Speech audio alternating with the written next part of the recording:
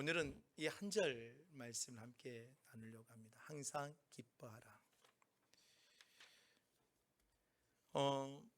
많은 사람들이 연구를 하기도 하고 하죠.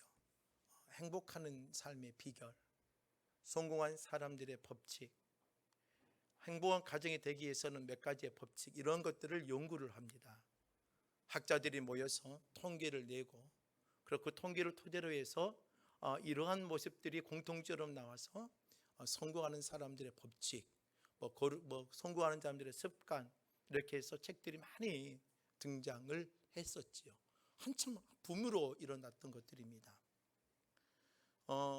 어떤 사람이 어떤 학생들과 함께 더불어서 세계에서 성공한 CEO들 1,500명을 대상으로 해서 이들이 어떻게 해서 성공할 수 있었을까, 어떤 좋은 경영자가 될 수 있었을까 하면서 연구를 했습니다.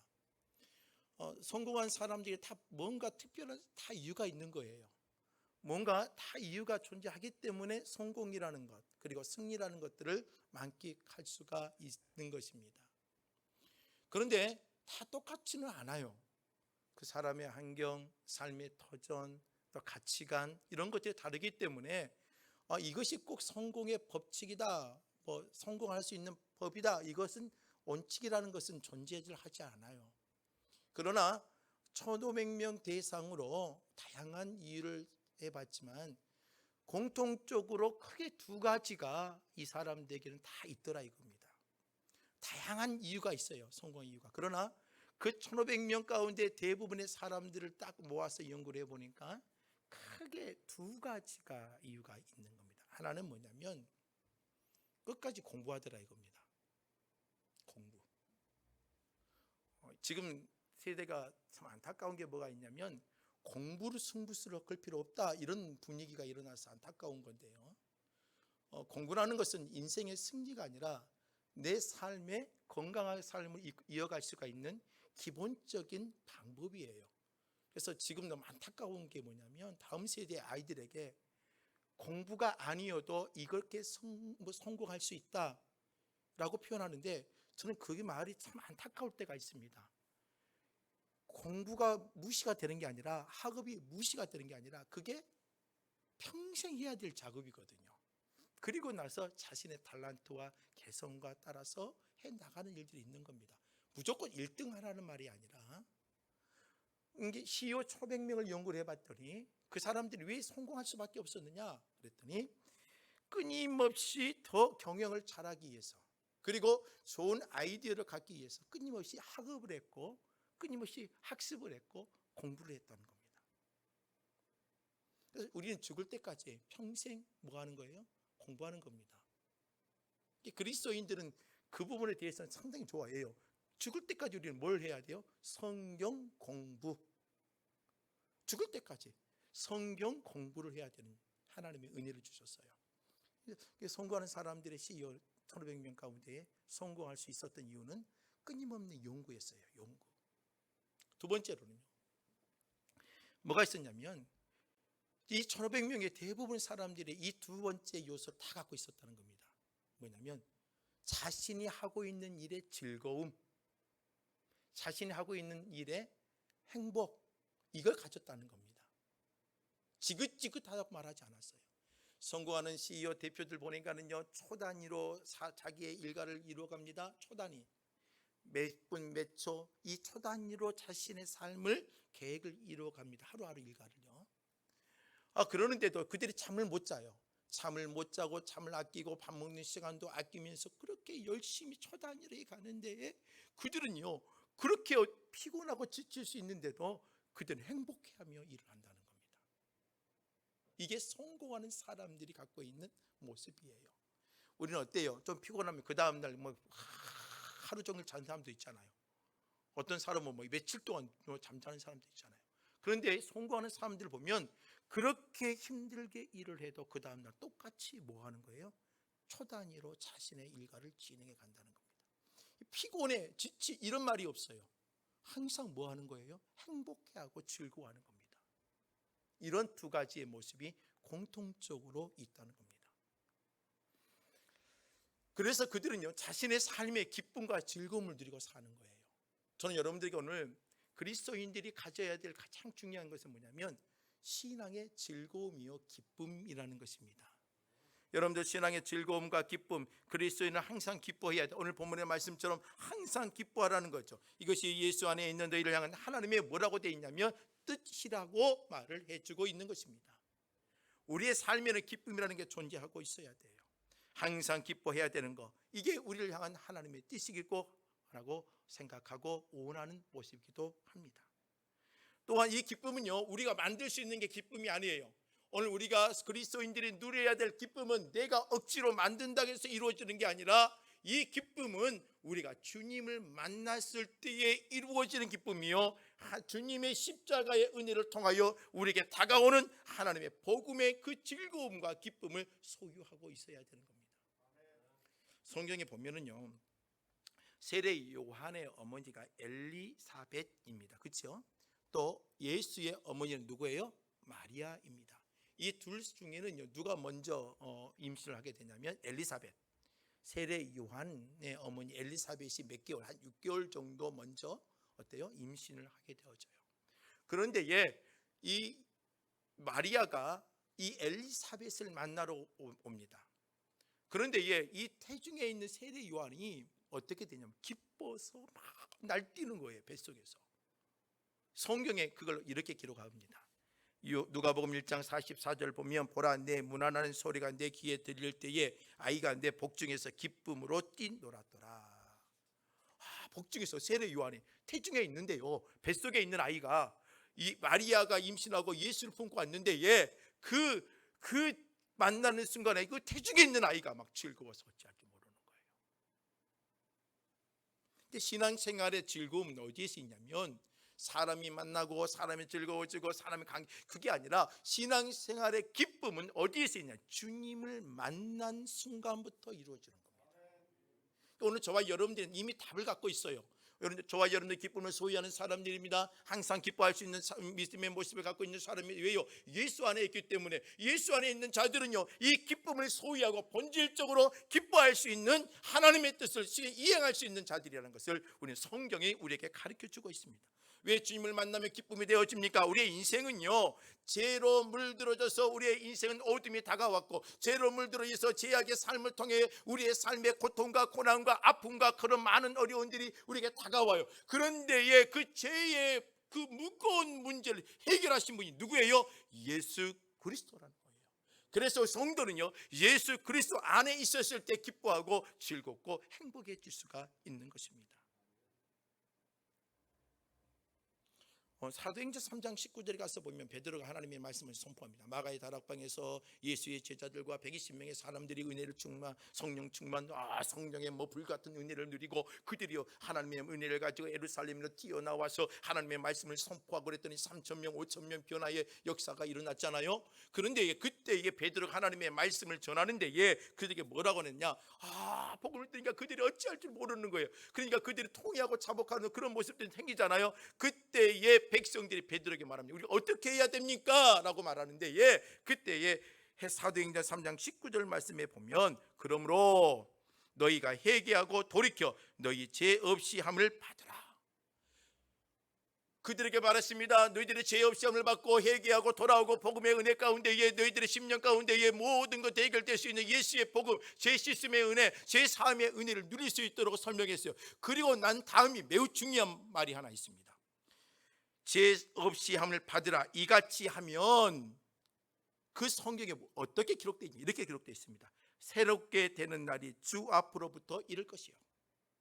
새롭게 되는 날이 시작된다 이거예요. 새롭게 되는 날. 제사함의 밤 은혜를 받고 예수의 은혜를 누리고 다시 너희들 앞에 사도행전 3장 19절에 너희들 앞에 이제는 새롭게 되는 날이 너희 앞에 시작되리라 라고 되어 있습니다. 그런데 이 말을 조금 더 구체적으로 표현했으면 좋을 뻔했습니다. 이게 언어적 의미로 표현한다면 이게 이렇게 표현할 수 있습니다. 유쾌하게 되는 날, 새롭게 되는 날이 아니라 원래 의미는요 유쾌하게 되는 날, 기쁨의 날, 즐거움이 시작되는 날, 행복이 시작되는 날로 번역이 되어지는 것이 더 가깝다는 것입니다.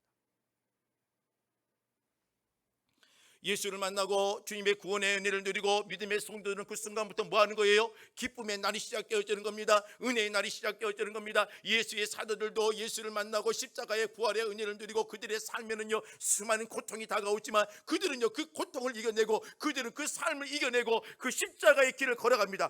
왜요? 그들이 주님 안에 거하면서 하나님의 주신 진정한 기쁨을 누리기 때문입니다. 초대교회 성도들도 마찬가지입니다. 그들이 수많은 어려움 속에 있지만 그들은 자기의 쓸 것을 쓰고 나누어지며 그들이 함께 모이며 음식을 띄워주고 그들이 이방인이든 유대인이든 헬라인이든 죄인이든 병자이든 부자이든 가난한 자이든 정치인이든 그렇지 아니하든 권력자든 아니면 노예가 되고 종이 되든 그들은 그 공동체 안에는요 그들은 서로 하나가 되어져서 하나님의 복음의 은혜 안에 거하는 겁니다. 뭐 때문에요? 예수 안에서의 새롭게 단 날이 시작되었기 때문입니다. 예수 안에서 그 유쾌한 날이 시작되었고 예수 안에서 그 기쁨의 날이 시작되었기 때문입니다. 오늘 저와 여러분도 마찬가지예요. 우리는 예수 안에 있는 사람들이에요. 그렇잖아요. 예수 안에서 유쾌한 날이 시작되는 날이잖아요. 그런 공동체잖아요. 여러분들 시편에 가서 보면 4편 7절 말씀을 보면 주님이 주신 기쁨은 어느 정도가 이렇게 아름답냐면 어느 정도 그 기쁨이냐면 이렇게 표현했습니다. 주께서 내 마음에 두신 기쁨은, 자, 주께서 우리에게 주신 기쁨은 뭐라고 표현했냐? 그들의 곡식과 새 포도주가 풍성할 때보다 더하니이다.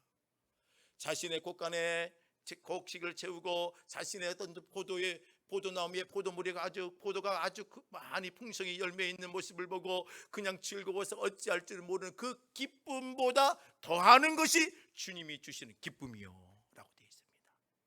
이 기쁨을 오늘 저와 여러분들은 소유하고 있는 겁니다. 그런데요 분명히 우리 그 기쁨을 소유하는 사람들이잖아요. 그런데 하나님의 교회 공동체를 그 기쁨을 잃어버리고 살아요. 그 기쁨을 잃어버리고 산다는 거예요.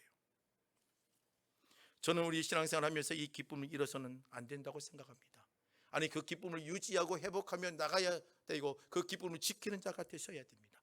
물론 원치 않게 기쁨을 잃을 수는 있어요. 뭐 고난이 너무 지나치면 기쁨을 잃어버리기도 하지요. 우리 뭐 갱년기나 어떤 호르몬의 변화로 말미암아 우리의 마음에 좀 더 기쁨이 잃어버리고 많은 어려움 속에 감정적으로 힘든 가운데 있을 수도 있습니다. 또한 육신의 아픔으로 말미암아 기쁨을 잃어버릴 수 있습니다. 상황과 환경을 통하여 기쁨을 잃어버릴 수도 있습니다. 그러나 그 기간은 짧아야 됩니다. 그리고 극복해야 되고 회복해야 되는 것입니다. 우리의 추석 명절을 보내며 오늘 믿음의 성도들이 하나님의 주신 이 기쁨을 가지고 가정을 섬기고 일터를 섬기고 교회를 섬길 수 있는 하나님의 거룩한 백성이 되시기를 주의 이름으로 부탁을 드립니다. 그러면 이 기쁨을 소유하기 위해서는 우리가 몇 가지 우리가 좀 마음속에 깊이 생각하고 담아야 될 게 있습니다. 이걸 여러분들 기억하고 여러분들의 삶에 적용하고 나가기를 원합니다. 먼저 어떤 게 필요하느냐 따라서 하십시다. 제거하자. 제거해야 돼요. 뭘 제거해야 되겠느냐? 가시와 독을 제거해야 기쁨이 여러분들 유지가 될 수가 있습니다. 가시와 독. 어떤 목사님이요 어렸을 때에 걸어 다녀도 아파요. 뛰어 다녀도 아파요. 너무 한쪽 다리에 발뒤꿈치 쪽으로 통증이 너무 심하게 오는 거예요.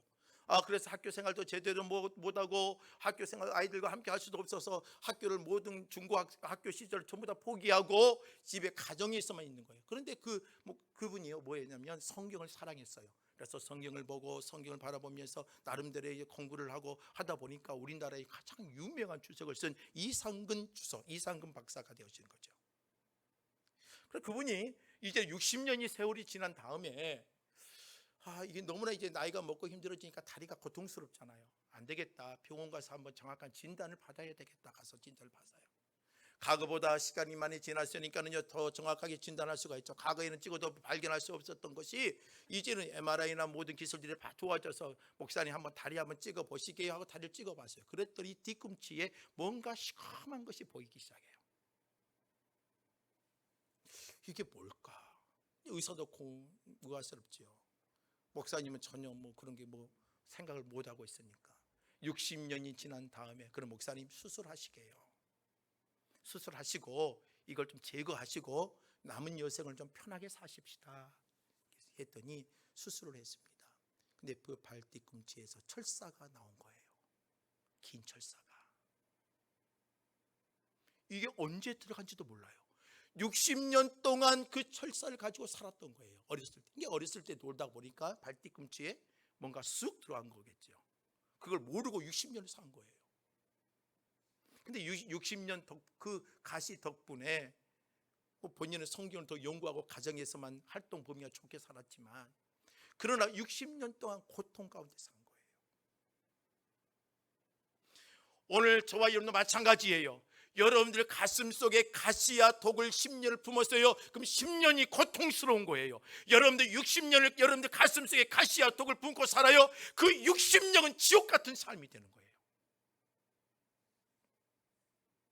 저는 여러분들에게 항상 기뻐하라, 이게 하나님의 뜻이라고 말했잖아요. 여러분들 이 그리스도인들은 진정한 하나님의 그 기이한 기쁨을 누리고 사는 존재여야 돼요. 그런데 그 기쁨이 왜 사라지느냐? 여러분들이 가슴 속에 뭘 품고 사느냐? 가시와 독을 품고 있는 한 여러분들은 끊임없이 그걸 고통을 갖고 살아갈 수밖에 없는 존재예요. 그럼 그리스도인들의 가시와 독은 뭐예요? 우리의 가시와 독은요, 뭐 경쟁도, 열등의식도, 비교의식도, 욕심도, 낮은 자존감도, 분노도, 염려도, 미움도, 이런 다양한 것들이 여러분들의 심령에 사로잡혀 있느나, 이 가시와 독 같은 존재가 여러분들이 그 아래 품고 사느나, 여러분들의 삶은요 모든 삶이 불편해질 수밖에 없습니다. 인간관계, 일터에서, 가족에서 이 가시와 독을 제거하지 않으면 여러분들의 삶에는요 고통스러울 수밖에 없다는 것입니다. 하나님의 교회도 마찬가지입니다. 분명 우리는 기쁨을 갖고 살아야 돼요. 성도들이 서로 만나면 즐거워야 돼요. 성도들이 서로 만나면 여러분 행복해야 되고, 우리가 주여 주여 외치며 서로 기도해 줘야 돼요. 그런데 한국 교회뿐만 아니라 전 세계의 교회가 뭐가 되냐면 전쟁터예요. 전쟁터. 교회가 전쟁터가 되어버렸어요. 왜요? 성도들 가슴속에 가시와 독을 품고 사는 데에 이게 하나님의 기쁨이 존재하겠어요?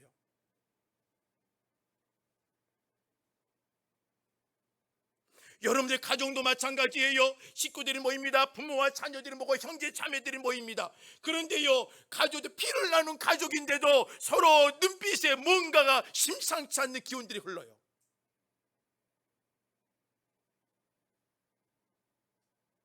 오늘 저와 여러분들 진정으로 하나님의 기쁨을 누리기 원한다면, 여러분들의 심령 속에 하나님 주시는 은혜의 기쁨을 누리기 원한다면 가시와 독을 제거하는 하나님의 거룩한 성도들이 되시길 주의 이름으로 부탁드립니다. 그럼 가시와 독을 제거하려면 뭐가 있어야 돼요?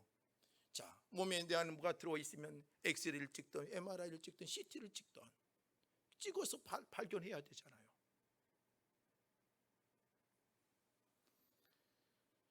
여러분, 우리의 가슴 속에 있는 그 가시와 독 같은 것을 제거하려면 뭐가 있어야 되나요? 하나님의 빛이 내 삶의 모습을 확실히 비춰줘야 돼요. 요한복음 8장 12절 말씀해 보면요, 예수께서 또 말씀하여 이르시되 나는 세상의 빛이니, 주님이 뭐라고, 세상이 뭐라고요? 빛이라고 되어 있습니다. 빛이니 나를 따르는 자는 어둠에 다니지 아니하고 생명의 빛을 얻으리라. 주님의 빛을 받는 자는요 어둠에 다니지 아니하고 하나님의 생명의 빛 가운데 다니며 그 빛 가운데 은혜 가운데 살아가는 거예요. 오늘 저와 여러분들 속에 쏟아져야 될 것은 예수의 생명의 빛이거든요. 이 빛이 여러분들의 심령 속에 가시와 독을 제거하고 가시와 독을 보이게끔 만들어서 그걸 뽑아낼 수 있게끔 우리의 삶을 이끌어 주신다는 겁니다. 삭개오의 심령 속에, 그리고 수많은 병자와 환자들 속에, 그리고 수많은 사람들이 복음을 받아들이고 있는 그들은 수많은 초대교회 성도들 심령 속에 예수의 빛이 들어와 그들의 가시와 독을 제거하니까 뭐가 되는 거예요? 신분이 타파가 되어지고 가난한 자와 없는 자가 그런 모습들이 자기들의 담이 되지 아니하고 그들이 하나의 공동체를 형성해가며 나갈 수가 있는 거죠. 그러면 이 빛을 받는 방법이 뭐가 있어요? 두 가지가 있습니다. 하나는 예배요, 하나는 기도입니다. 하나는 예배입니다. 여러분, 우리는 예배할 때에 우리의 빛이, 우리 하나님의 선한 성령의 은혜의 빛이 우리의 심령 가운데 감싸며 우리의 연약함과 부족함을 드러내며 어찌할꼬 통에 자복할 수 있는 길을 열게 하는 게 예배입니다. 또한 여러분들이 그 통에 자복하는 모습을 가지고 유지하고 성령 충만하게 만드는 게 뭡니까? 기도입니다. 여러분들 예배와 이 기도의 삶이 여러분들의 선한 빛을 끊임없이 이루어지고 여러분들의 삶을 움직여 갈 수 있도록 움직이게 해주는 것이 이 예배와 기도입니다. 오늘 여러분들 이 예배와 기도를 통하여 하나님의 빛 대신 예수님을 만나고 그 빛을 통하여 여러분들의 가슴 속에 있는 가시와 독을 제거하고 그 가시와 독이 사라질 수 있는 하나님의 주신 기쁨의 은혜 가운데에 살아가기를 주의 이름으로 부탁드립니다. 여러분들 이 성경에요 119편 105절 말씀에 보면 여러분들 잘 아는 말씀이죠. 주의 말씀은 내 발에 뭐라고 돼 있어요? 등이라 라고 돼 있어요. 그리고 내 길에 뭐라고요? 빛이다 라고 돼 있어요. 하나님의 말씀이 10년 가운데 들어오면 여러분들의 삶에 여러분들의 어떤 굴곡과 여정 속에 여러분들 하나님의 선한 빛을 비춰주고 여러분들 갈 길을 제시하며 여러분들이 하나님의 뜻과 원하는 길을 걸어가고 여러분들의 그 가시와 독을 보게 만들어서 그걸 제거 풀어헤치며 하나님의 선한 믿음의 양심으로 살아갈 수 있도록 이끌어 가신다는 겁니다. 여러분들 혹시 마음에 가시와 독이 있습니까? 제거하십시다. 가족에 하나님의 주신 기쁨을 회복하십시다. 교회 공동체가 하나님의 주신 기쁨을 회복하십시다. 가시와 독이 살아있는 한 항상 기뻐하라는 이 은혜가 우리 안에는 유지할 수가 없다는 것입니다. 두 번째로는요, 따라서 하십시다. 쓴뿌리를 키우지 말자. 여러분들 집에 가면은요 화초도 키우고 못도 키우고 못도 키우죠. 여러분들 어떤 사람들은요 토끼도 키우고 어떤 사람은 강아지도 키우고 어떤 사람은 고양이도 키우고 잘 키웁니다. 여러분들 제가 한 번씩 마트를 가서 보면은요 강아지는요 제가 저런 강아지 됐으면 좋겠어요. 먹을 것도 예쁜 것도 맛있는 것 주지요. 또 영양식으로 주지요. 또 잠도 자도 늦잠을 자도 몰아가지 않지요. 어디다 똥 오줌을 싸도 몰아가지 않지요. 자기가 살아가는 그 똥 오줌 개들 쌈 있잖아요. 냄새 많이 나거든요. 그러는데도요 그 똥 냄새 그거 전혀 안 나고 막 다 외양기를 막 고양이를 다 품어줘요. 얼마나 키운지 몰라요. 예쁘게 키우고 옷도 입히고 막. 저번에는요 관방제림을 걷고 있는데요 밤에요 목에 못이 휘황찬란해 버쩍버쩍 개예요 개 목걸이가 아주 버쩍버쩍. 와 사람보다 더 낫다 그랬습니다 속으로. 여러분들 우리의 삶의 가정도 여러분들의 집에 터전도요 이사를 가고 여러분들 어떤 옷을 입고 여러분들을 아주 아름답게 만들고 그렇죠. 그러나 우리가 해서는 안 될 게 하나 있어요. 쓴뿌리는 제발 가꾸고 키우지 마십시오. 여러분들이 쓴뿌리를 키우고 가꾸는 순간에 여러분들의 마음속에 하나님의 기쁨과 하나님의 은혜는 사라져버리고 하나님의 은혜를 지켜낼 수가 없습니다. 자, 히브리서 12장 15절 말씀을 보면 성경이 이렇게 말합니다. 하나님의 은혜에 이르지 못하는 자가 없도록 하고, 자, 이것은 하나님의 은혜에 이르도록 하도록 노력하라는 말이죠. 그런데 하나님의 은혜에 이르지 못하면 어떤 일이 벌어지느냐? 히브리서 12장 15절 하반절 말씀에 보니까 쓴뿌리가 나서 괴롭게 하여, 자, 쓴뿌리가 나서 괴롭게 한대요. 그런데 그걸로 끝나는 게 아니에요. 또 많은 사람이 이로 말미암아 더럽게 되지 않게 하라. 쉽게 말하면 많은 사람을 힘들게 하고 더 더럽게 만든다는 거예요. 오늘 저와 여러분들 여러분들 인간의 마음은 쉽게 상처받아요. 여러분 우리의 마음은 상처받습니다. 쉽게 상처받아요. 여러분들 우리는 강하다고 말하지만은요 우리의 마음이 얼마나 연약한지 몰라요. 목사인 저도 마찬가지입니다. 쉽게 상처받아요. 저도 사람이에요. 저도 마음을 갖고 있단 말이에요. 저도 쉽게 상처받아요.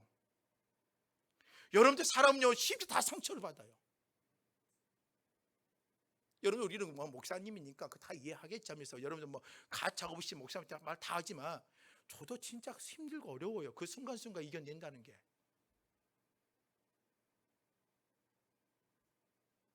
여러분 한 명이지만 100명의 여러분 다 다른 말을 생각하십시오. 잠을 못 잘 때가 있어요. 어른들이 이렇게 말하죠. 우라통 터진다고, 화병 난다고, 자다가도 그냥 벌떡벌떡 일어난다고. 이게 잠을 자다가도 생각이 나요. 어른들이 왜 그럴까 했더니 제가 이제는 그러더라니까요. 자다가도 눈이 번쩍 떠요. 잠을 자는데요 꿈속에 생각이에요 막. 이게 마음이 상처가 얼마나. 여러분들 사람은요 쉽게 상처받아요. 그 상처로 생긴 게 뭐예요? 그게 길어지면 길어질수록 그게 뭐예요? 굳어지고 쓴뿌리가 되지고 그 쓴뿌리가 자라서 그 마음을 얽혀 메어져서 이게 그 상처로서 헤어나지 못하도록 수없이 우리를 감겨버린다는 거예요. 그래서 뭐하자? 쓴뿌리를 키우지 말라. 여러분들의 마음에 쓴뿌리를 키우지 말고 양육하지 마세요. 자꾸 물들려고 하지 마세요. 그들을 위해서 그래 괜찮다 하지 마세요. 안 되는 것을 가차없이 그 밑둥부터 잘라낼 수 있는 하나님의 사람들이 되시고, 그래야 여러분들의 신앙의 삶의 기쁨이라는 것이 유지할 수가 있는 거예요. 갈라디아서 5장 19절부터 21절 말씀에 보면 육체의 일에 대해서 설명합니다. 육체의 일이 뭐냐면 우리의 쓴뿌리를 키우는 것들이거든요. 우리의 마음의 쓴뿌리, 여러분들 쓴뿌리 키우는 것이요 마음의 미움과 상처만 있느냐? 그렇진 않아요. 육체의 일이 뭐라고 하냐? 아주 다양하게 기록되어 있습니다. 갈라디아서 5장 19절부터 보면은요, 여러분 육체의 일은요 음행이다, 더러운 것이다, 호색이다, 우상숭배다, 주술이다, 온수 맺는 것이다, 분쟁이다, 시기다, 분냄과 당기 있는 것이다, 분열이다, 이단이다, 투기, 설치함, 방탕함, 이런 것들은요 하나님의 나라를 위협으로 받지 못한다고 되어 있어요. 왜요? 이들은 우리의 마음에 사로잡아서 우리의 마음에 자리를 잡고 쓴뿌리가 되어져서 우리의 마음에 자라나지 못하도록 완전히 우리를 뭐예요? 가시처럼 우리의 가슴을, 신앙의 가슴을 완전히 뭉겨버리기 때문이에요. 그런데요, 이걸 이길 수 있는 처방을 주셨어요. 이게 5장 19절부터 21절 말씀이지만 5장 22절에는 뭐가 기록되냐? 성령의 열매가 기록되어 있어요. 여러분들 성령의 열매는요 사랑과 희락과 화평과 오래 참음과 자비와 양성과 충성과 온유와 절제라고 되어 있죠. 이 성령의 열매가 내 안에 품어지기 시작하면 이 쓴뿌리는요 비실비실 죽어가게 되어지는 거예요. 오늘 저와 여러분들 가슴속에 이 성령의 열매를 키워가시길 바랍니다. 그리고 상처를 키우지 마십시오. 쓴뿌리를 키우지 마십시오. 그리고 하나님 앞에 기이한 은혜의 모습을 나갈 수 있는 하나님의 사람들이 되시기를 주의 이름으로 부탁을 드립니다. 세 번째로요, 여러분들 이게 또 필요해요. 뭐가 필요하냐? 따라서 하십시다. 충만하자. 뭐가 충만해야 되겠어요? 성령이죠. 성령. 여러분들 절대로 교회 일은요 여러분들의 열심 갖고 하지 마세요. 여러분들의 열정 갖고 해서도 안 됩니다. 여러분들 갖고 있는 경험 갖고도 해서도 안 됩니다. 하나님의 삶과 가정을 이끌어가고 일터에서 이뤄가고 사람을 상대하는데 뭘 해야 되느냐? 따라서 하십시다. 성령의 도우심으로 하자. 성령의 도우심을 해야 돼요. 공부도 성령의 도우심으로 해야 되고요, 설교 준비도 성령의 도우심으로 해야 되고요, 여러분들 교회 일도 성령의 도우심으로 해야 되고요, 부모를 섬기는 것도 성령의 도우심으로 해야 되고요, 여러분들 자녀를 섬기는 것도 성령의 도우심으로 해야 돼요. 목회자를 섬기는 것도 성령의 도우심으로 하세요. 여러분들 성령의 도우심을 하는 거예요. 그래야 행복해서 즐거운 거예요. 그럼 성령의 도우심이 뭐냐면 성령의 충만함을 갖는 거예요. 자, 로마서 14장 17절 말씀이 하나님의 나라는요 먹는 것도 아니요 마시는 것도 아니요 라고 됐습니다. 우리는 하나님의 나라는요 먹는 것 마시는 것, 우리는요 하나님의 교회가 은혜가 충만하면은요 사람이 많이 모이고 즐거우고 막 기뻐하고 그런 외적인 것 겉으로 드러나는 것으로 우리를 판단하지요. 그런데 하나님의 나라는 뭐라고 됐냐? 먹는 것도 아니요 마시는 것도 아니요 눈에 보이는 상황이 아니라는 거예요. 그러면서 뭐라고 설명하느냐? 로마서 14장 17절, 오직 성령 안에 있는 하나님의 의와 하나님의 평안과 하나님의 희락이라, 이렇게 설명을 합니다. 오늘 저와 여러분이 왜 성령이 충만해야 되느냐? 성령이 충만해야 하나님의 나라를 임할 수 있게끔 만들 수 있습니다. 성령이 충만해야 돼요. 그래야 여러분들의 가정도 하나님의 의가 세워지고 하나님의 평안이 세워지고 하나님의 희락이 세워지는 거예요. 성령이 충만해야 여러분들 일터에 하나님의 의가 세워지고 하나님의 평안이 세워지고 하나님의 희락이 세워지는 거예요. 여러분 지금은요 다 드러나요. SNS 뭐 페이스북 할 것 없이 여러분들 인터넷상에서 우리의 잘못이 다 드러나잖아요. 이제는 감추는 것 하나도 없잖아요. 옛날에는요 뭐 인터넷이 없을 때는요 어때요? 그냥 사기를 쳐도 뭐 뒤에서 뭐 전부 다 해먹어도 아무도 몰랐어요. 그런데 지금은요 이제는요 뭐 이만큼의 실수 하나도 전부 다 드러나는 세상이에요. 무서운 세상이란 말이에요. 무서운 세상. 그럼 뭐가 필요해요? 이제 우리는요 하나님의 바른 길을 걸어가야 되고 하나님이 원하는 길을 걸어가야 돼요. 그럼 뭐 해야 돼요? 성령 충만해야 돼요. 이사야서 11장 2절과 3절 말씀에 보면은요 성령의 충만, 성령에 대해서 이렇게 설명을 합니다. 성령에는 6가지의 특징이 있다면서 이렇게 표현을 하는데요, 11장 2절 말씀에 보면 이사야서 이렇게 말합니다. 그의 이에 여호와의 영, 자 여호와의 영이 많은데 그 여호와의 영이 뭐냐? 지혜, 총명, 모략, 재능, 지식 그리고 여호와를 경외할 수 있는 하나님의 영적인 마음, 이것들이 강림하시니 그 성령의 은혜가 임하면 뭐가 되어지느냐? 3절에 이렇게 말합니다. 그가 여호와를 경외함으로 즐거움을 삼을 것이며. 하나님의 즐거움이 임하여진다는 겁니다. 뭐가 임하면? 성령이 임하면, 지혜의 영이신 성령이 임하면, 총명의 영이신 성령이 임하면, 모략과 재능의 영이신 성령이 임하면, 지식의 영이신 성령이 임하면 오늘 여러분들의 삶의 모든 하나님의 즐거움이, 은혜들이 우리의 삶의 중요한 요소가 되어진다는 겁니다. 이게 성령 충만해야 돼요. 그럼 성령 충만한 비결이 뭘까요? 요한복음 16장 24절 말씀에 보면 성령 충만하시는 비결은요, 다른 것도 다 뭐 여러 가지 있어요. 그러나 성경이 뭐라고 표현했냐? 지금까지 너희가 내 이름으로 아무것도 구하지 아니하였으나 구하라 그리하면 받으리니 너희 기쁨이 충만하리라 라고 말하죠. 뭐예요? 기도예요. 기도. 성령 충만은 기도 삶이에요. 여러분들 하나님의 뜻대로 구하고 하나님의 뜻대로 나가며 주님께서 그 구하는 자에게 하나님의 기쁨이 되어지고 하나님의 충만할 수 있도록 해주신다는 거예요. 그래서 성령 충만은요, 유지할 수 있는 방법은 뭐냐면 여러분들의 기도의 삶이 살아있어야 돼요. 가정에서 눈을 떠도 기도, 여러분들 밥을 먹을 때도 기도, 일할 때도 기도, 여러분들 농사 일할 때도 기도, 하우스에 들어갈 때도 기도, 여러분들 이 기도의 삶을 유지하고 있다면 여러분들 그 삶 자체가 뭐예요? 기쁨을 유지할 수 있는 은혜가 될 수 있는 겁니다.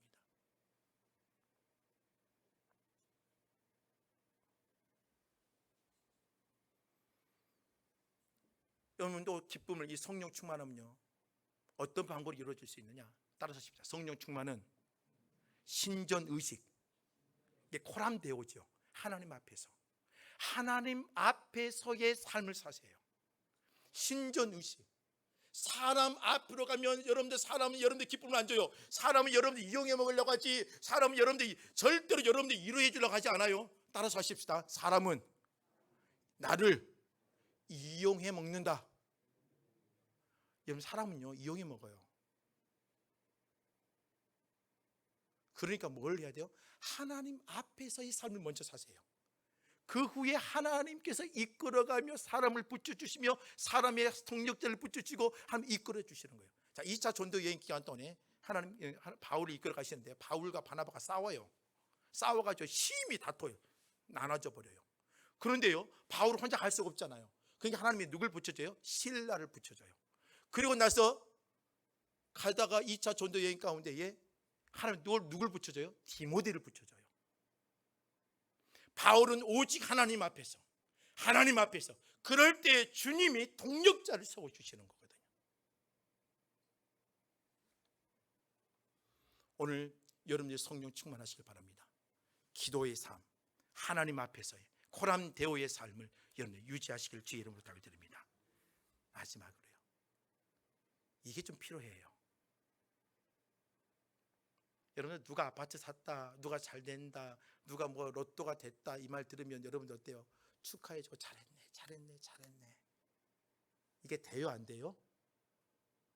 되지요, 앞에서는.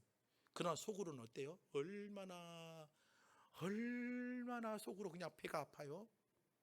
누가 잘 되면, 누가 잘 되어지면 얼마나, 여러분들 내 아이보다 다른 집 아이가 공부 잘하면 내 아이가 얼마나 이것이 누구 닮았냐, 네가 엄마 닮아갖고 공부도 못한 것이, 속이 막 우라통 터지잖아요. 왜 그래요? 자꾸 주위를 보니까요. 자꾸 주위의 세상을 보니까요. 어떤 목사님을 만나면 막 힘이 되는 목사님이 있어요. 은혜가 되는 목사님, 에너지가 막 충전이 된단 말이에요. 그런데 어떤 목사님을 만나면 에너지를 빼앗기고 와요. 너무 힘이 빠져요. 그런데요, 뭐 교회가 부흥하고 큰 교회 목사님 만났기 때문에 막 우리가 에너지를 받는다, 그거 절대 아닙니다. 뭐예요? 이 목사님의 삶들을 보더라도요, 교회가 개척교회에도 힘을 받는 목사님이 있어요. 여러분, 아무리 대형교회 목사님이어도요, 우리가 은혜를 못 받는 목사님이 있어요. 왜요? 하늘을 보냐 보지 않느냐의 답이에요. 여러분들 성도들도 마찬가지입니다. 여러분들 안에 성령의 은혜가 있고 기쁨이 되려면 뭐예요? 세상을 보고 세상을 판단하는 자가 되는 것이 아니라 하늘을 보고 하늘을 판단하고 하늘을 의지할 수 있는 믿음의 백성들의 삶을 살아야 된다는 것입니다. 누가복음 10장에 가서 보면 예수님이 70명을 만들어서 전도인을 파송을 해요. 70명씩 2명씩 짝을 줘서 다 파송을 해요. 그랬더니 예수 이름으로 갔더니 나사렛 예수 이름 명하노니 귀신들아 물러가라 해도 귀신이 물러가고 병자가 치유되어지고 엄청난 감동과 감격의 사건을 만나고 돌아와요. 그리고 예수님 앞에 보고를 해요. 예수님 당신의 이름으로 했던 이런 일이 벌어졌습니다. 어찌할 줄 모르며 감동과 감화 가운데 있고 그들이 어찌할 줄 팔팍 뛰면서 야 이렇게 된다 그러면 우리 쉽게 부흥할 수 있고 성장할 수 있겠다면서 어찌할 줄 몰라요. 그때에 누가복음 10장 20절에 예수님이 그들을 향해서 뭐라고 말하느냐? 귀신들이 너에게 항복하는 것으로 기뻐하지 말라. 눈에 보이는 상황과 눈에 보이는 표적으로 너희들의 사역을 성공했다고 표현하지 말라. 그것은 땅을 보는 것 같은 거예요. 그 다음에 뭐라고 말하냐? 너의 이름이 하늘에 기록된 것으로 기뻐하라.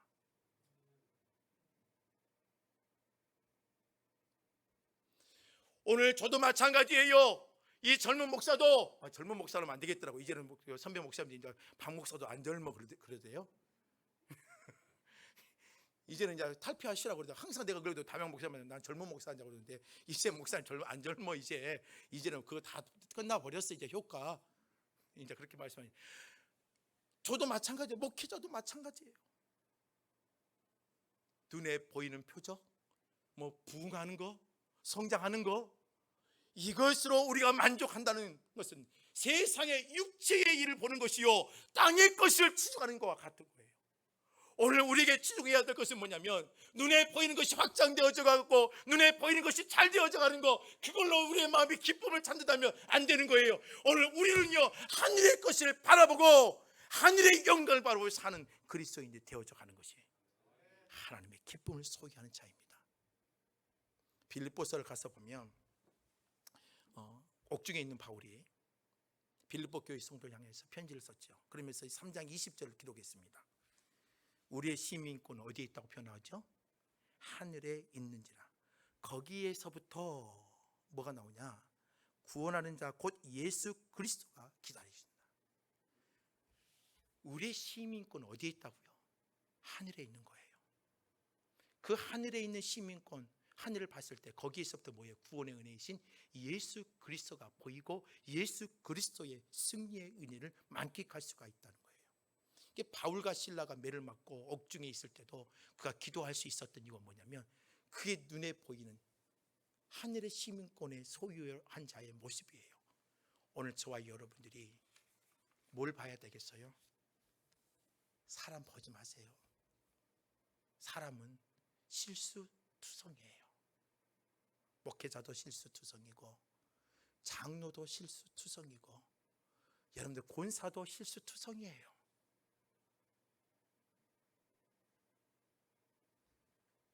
다 실수투성이에요. 그거 보면 서로 뭐예요? 혀만 이런 소리밖에 나오진 않아요. 그러나 우리는 뭘 봐야 돼요? 하나님을 보세요. 하늘을 보세요. 거기에서부터 우리가 누릴 수 있는 힘이 나오는 거예요. 말씀을 정리합니다. 전 여러분의 추석 명절 이 기간 안에 기쁨을 가졌으면 좋겠습니다. 기쁨을 소유하는 자가 되시길 바랍니다. 우리는 기쁨을 소유할 수 있도록 만들으셨어요. 예수의 은혜로. 근데 우리 그 기쁨을 놓치고 살죠. 뭐 때문에요? 내 가슴 속에 있는 가시와 독, 그리고 상처를 받고 그 상처를 통해서 쓴뿌리를 키워버렸기 때문에. 그럼 그걸 이기기 위해서 뭐가 필요하겠어요? 성령 충만한 삶과 예배와 기도와 신전의식, 코람데오의 삶을 살고, 그리고 하늘을 바라보고 나갈 수 있는 참된 그리스도인이 될 때에 여러분들 안에 심령 속에 있는 기쁨이 다시 샘솟듯이 솟아난다는 겁니다. 이 은혜가 저와 여러분들의 삶에 풍성하기를, 기쁨을 소유하는 자가 되시기를 주의 이름으로 부탁을 드립니다. 함께 찬양하기 원합니다. 내 평생 사는 동안 영원히 찬양하고 여호와 하나님 내 주를 찬양하며 하나님께 가까이 가겠다는 마음으로 함께 찬양하겠습니다. 내 평생 사는 동안